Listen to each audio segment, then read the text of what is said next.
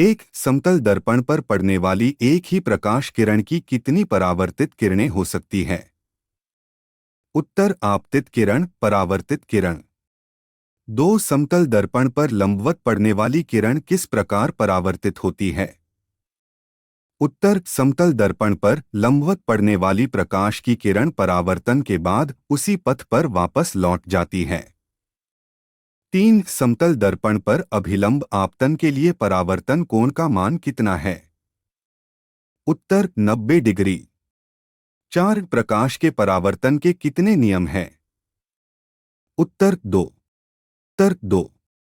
पांच समतल दर्पण से वस्तु दूरी और प्रतिबिंब दूरी में क्या संबंध है?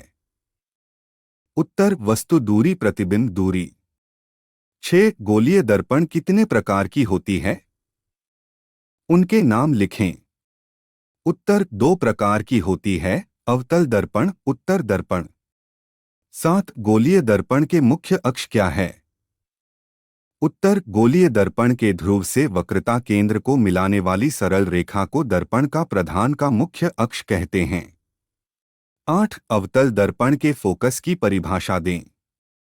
उत्तर किसी अवतल दर्पण का फोकस उसके मुख्य अक्ष पर वह बिंदु है जहां मुख्य अक्ष के समांतर आती किरणें दर्पण से परावर्तन के बाद मिलती है। नौ गोलीय दर्पण की फोकस दूरी f और उसकी वक्रता त्रिज्या r में क्या संबंध है? उत्तर FR2। 10 एक दर्पण का नाम बताएं जो किसी वस्तु का सीधा और आवर्धित प्रतिबिंब दे सके। उत्तर समतल दर्पण। 11 एक अवतल दर्पण द्वारा आभासी प्रतिबिंब बनने के लिए वस्तु का स्थान कहाँ होना चाहिए? उत्तर वस्तु या बिंब का स्थान ध्रुव तथा फोकस के बीच होना चाहिए।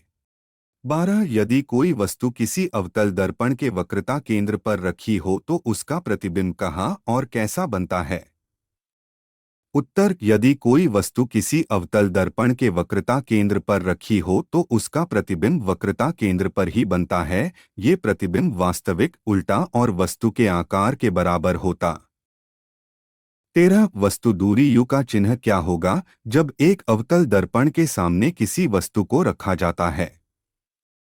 उत्तर ऋणात्मक। 14-10 सेंटीमीटर फोकस दूरी वाले अवतल दर्पण से 15 सेंटीमीटर की दूरी पर रखी वस्तु के प्रतिबिंब की प्रकृति क्या होगी?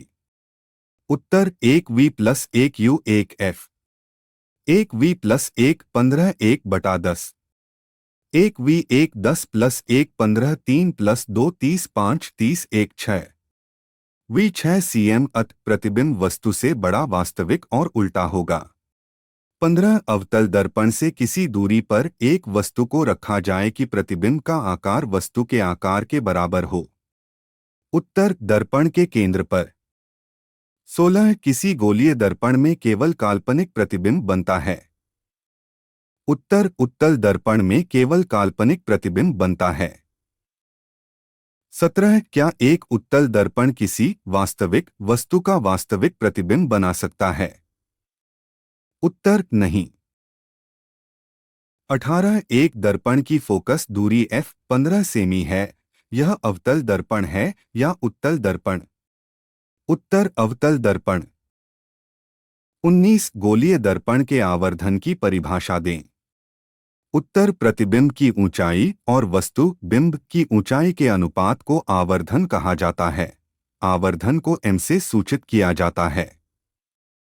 प्रतिबिंब की ऊंचाई m, वस्तु बिंब की ऊंचाई MHH।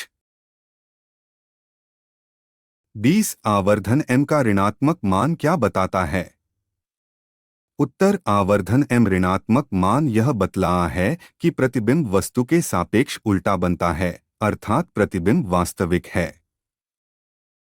21 एक गोलीय दर्पण की वक्रता त्रिज्या 20 सेंटीमीटर है, इसकी फोकस दूरी कितनी होगी? उत्तर R 20 cm। FR2 20 2 10 cm। 22 उत्तल दर्पण के एक उपयोग को लिखें। उत्तर साइड मिरर रूप में किया जाता है। 23 उस उत्तल दर्पण की फोकस दूरी ज्ञात करें जिसकी वक्रता त्रिज्या 32 सेंटीमीटर है? उत्तर FR2 32-2-16 सेमी।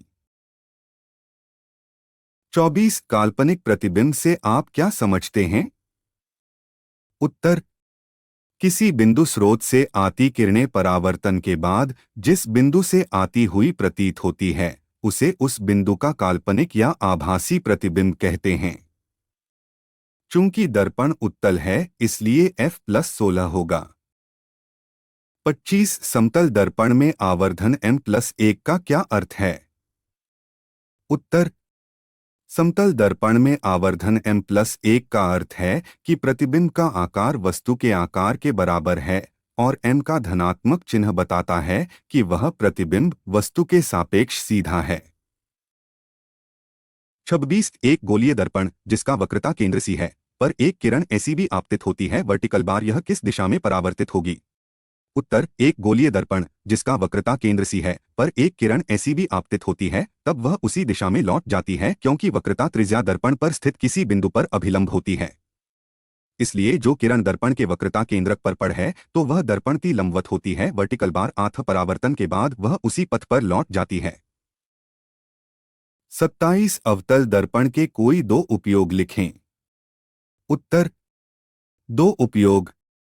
अवतल दर्पण का उपयोग हजामती दाढ़ी बनाने के लिए दर्पण के रूप में किया जाता है। टार्च वाहनों के हेडलाइटों तथा सर्चलाइटों में अवतल दर्पण का परावर्तकों के रूप में किया जाता है।